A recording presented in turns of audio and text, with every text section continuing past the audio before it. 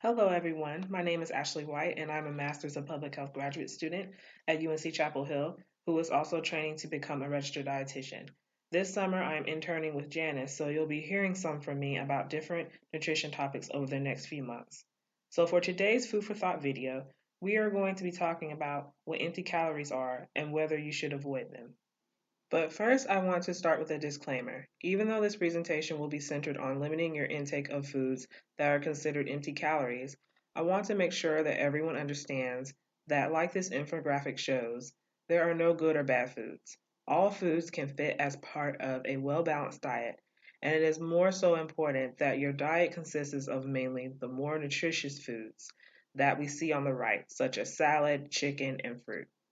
So you may be wondering, what exactly are empty calories? Calories themselves represent units of energy that supply our bodies with fuel in order for our organs and bodily functions to work properly. We need calories to survive, so it is important that we consume the amount suggested per day according to our age, weight, height, and physical activity level. You usually see a suggestion of 2,000 calories per day on nutrition labels. This is an amount that most adults consume on average. However, some people may need more if they have a very active lifestyle, such as professional athletes. Foods are considered nutrient dense when they consist of more vitamins and minerals than they do calories. Foods with mostly calories and little to no nutrients are considered empty calories, since they don't provide the vitamins and minerals we need for our bodies to function correctly. These calories come from fat and added sugar, which can be problematic if consumed in excess. However, even though foods with empty calories don't provide what we need to be healthy, they can provide enjoyment and satisfaction, especially during celebrations and holidays, such as birthdays and Christmas. This is why it is okay to have some of these foods in moderation. By cutting them out completely, this would prevent us from enjoying quality time with friends and family and from participating in holidays and events that are meaningful to us. And it could encourage disordered eating behaviors if prolonged. Some examples of empty calorie foods include fries, ice cream, cake, and cookies. Beverages or drinks can also be empty calories if they do not provide nutrients that our bodies need. Some drinks that are considered empty calories include soda and juices with added sugar. It is important to know about what foods contain empty calories and to limit our intake of them because a diet that is full of too many empty calorie foods and is not filled with enough fruits and vegetables is one of the many risk factors that can contribute to disease development. Some diseases that can develop over time from a lifetime of consuming too many empty calorie foods include diabetes, cardiovascular diseases like high blood pressure and heart disease, and metabolic syndrome, which is a condition marked by obesity, high cholesterol, insulin resistance, which leads to diabetes, high blood lipids, and high blood pressure. A diet that is not rich in vegetables and fruits also can contribute to cancer development over time as well. This is why it is important to eat empty calorie foods in moderation and to consume mostly fruits and vegetables to promote disease prevention. So here are some tips to help you have a balanced diet. This tool, MyPlate, which can be found on choosemyplate.gov, is a great resource to guide you when determining what food should be on one's plate, and it's also great for caretakers and parents to use.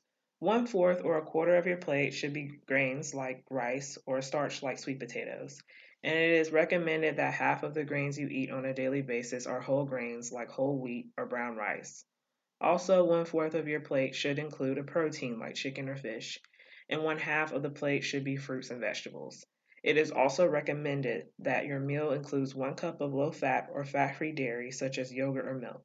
So, if you use this as a guide for each meal, you will be on your way to consuming the nutrients you need to keep your body working properly. This is just an example of what a plate may look like when using my plate as a guide for your meals.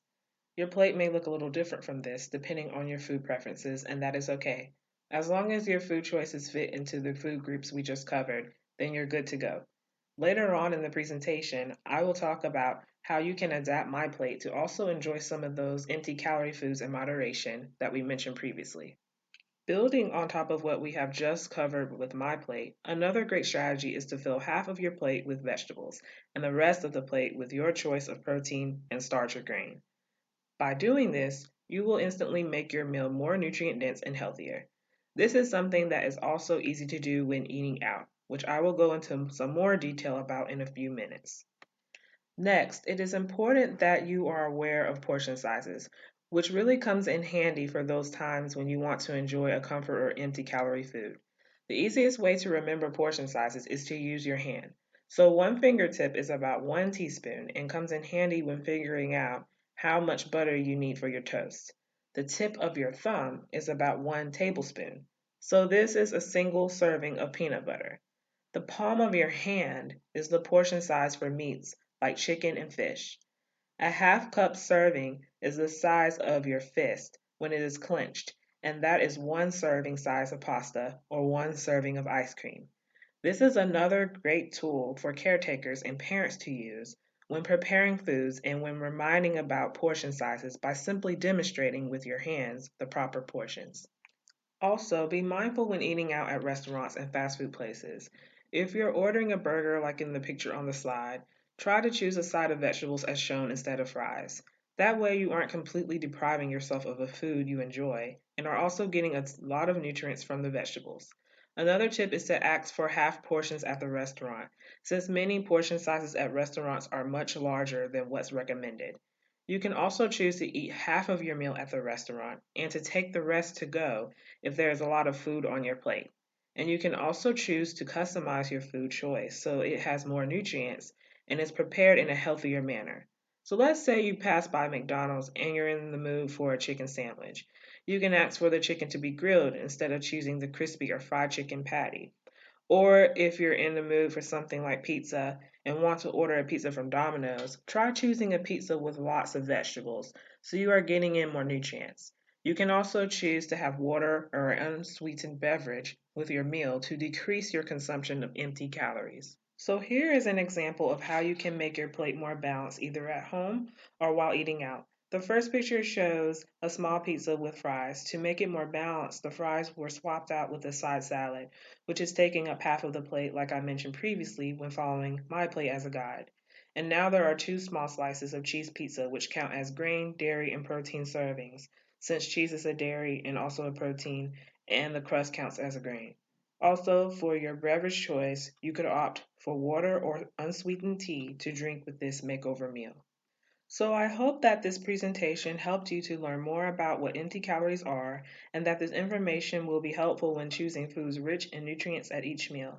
If you have any questions, comments, or suggestions, please reach out to Janice or myself via email. Thank you so much for watching.